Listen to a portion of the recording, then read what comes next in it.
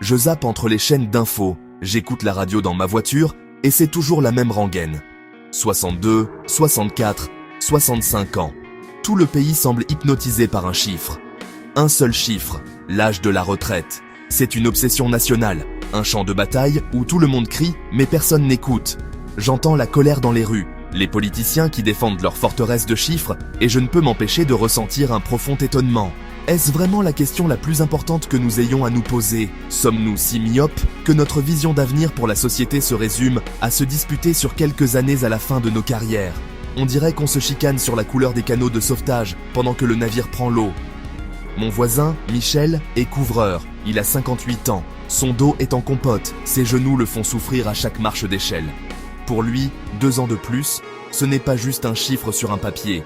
Ce sont 730 jours de plus de douleurs physiques, de risques de chute, d'usure de son corps jusqu'à l'os.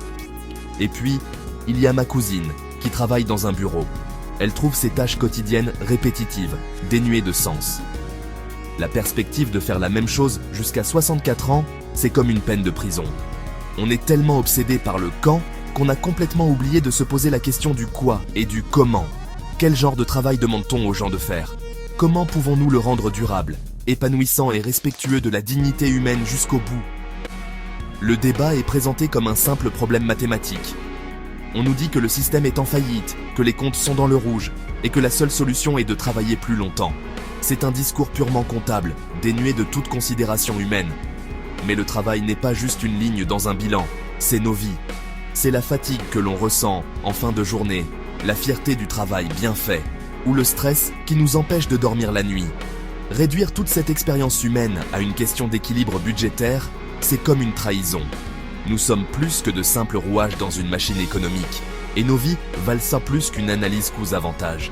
Cette obsession pour l'âge de la retraite est un écran de fumée. Elle nous empêche d'avoir la vraie conversation nécessaire sur la nature même du travail au XXIe siècle. Elle permet aux puissants d'éviter de remettre en question un système qui broie les gens, qui valorise le profit au détriment du bien-être, et qui offre de moins en moins de sens. Nous nous battons pour les miettes à la fin du repas, au lieu d'exiger une meilleure recette pour tout le festin. La vraie bataille n'est pas de partir à 62 ou 64 ans. La vraie bataille est pour le droit à une vie de travail qui ne nous détruit pas bien avant même de penser à la retraite.